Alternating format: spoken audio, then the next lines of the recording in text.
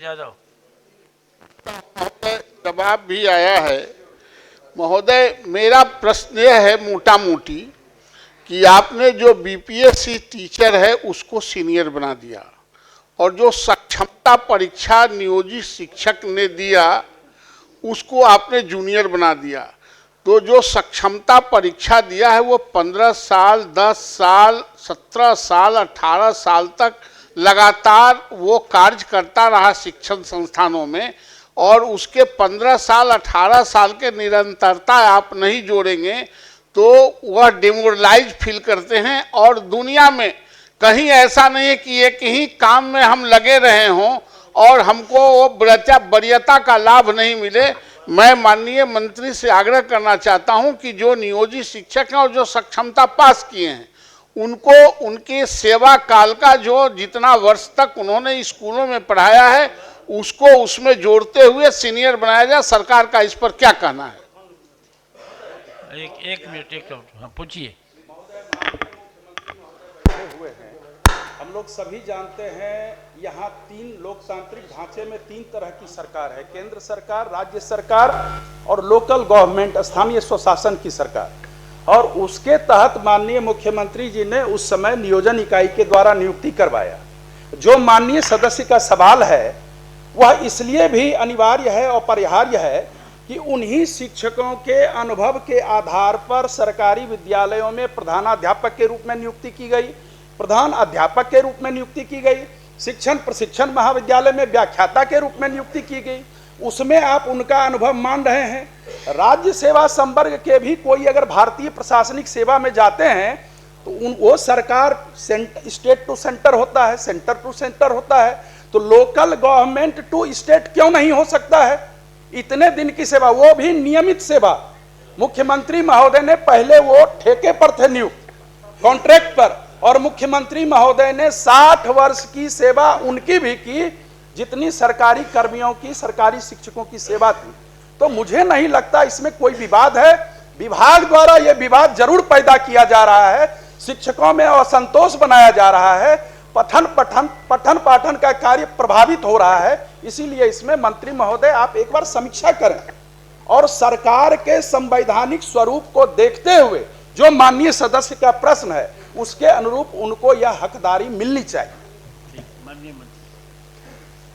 माननीय सभापति महोदय, जहाँ तक शिक्षकों के वेलफेयर का प्रश्न है या फिर शिक्षा जगत में जितनी सुधार हुए हैं, अगर उसमें डिटेल में जाएंगे समय लगेगा, लेकिन ये कहना कि शिक्षकों के विरुद्ध है सरकार या उनका ख्याल नहीं रख रही है सही नहीं है।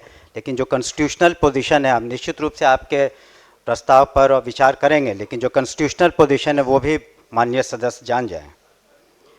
स्थानीय निकाय शिक्षकों की नियमावली भारत के संविधान के अनुच्छेद 243(6) के तहत अधिसूचित की गई है, जो राजकर्मी श्रेणी के तहत नहीं होते हैं।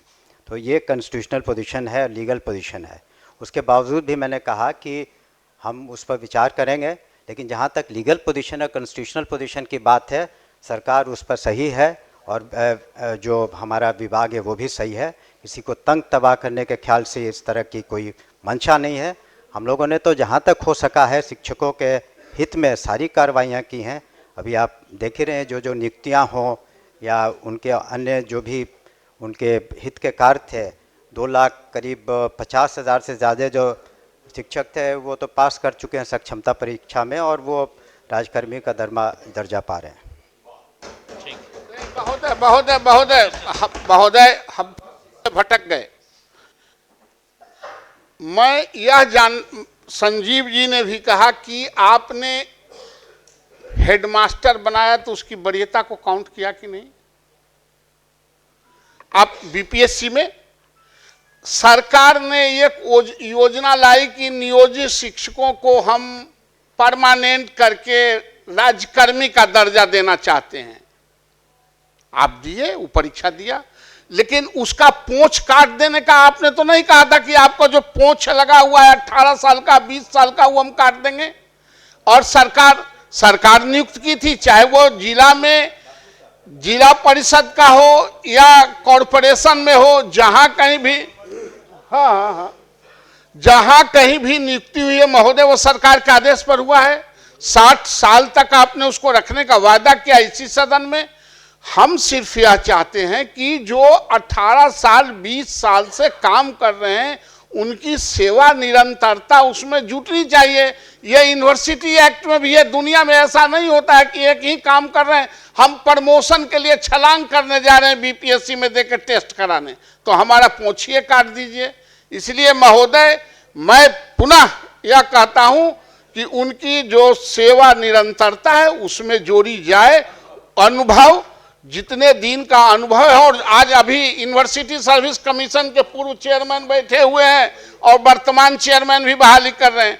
आप दूसरे कॉलेजों को, अफिलिएटेड कॉलेजों के 10 साल और 5 साल का आप काम करने का अनुभव जोड़ रहे हैं कि नहीं? आप उस पर आप अंक दे रहे हैं कि नहीं? ये दुनिया में ऐसा ही चलता है।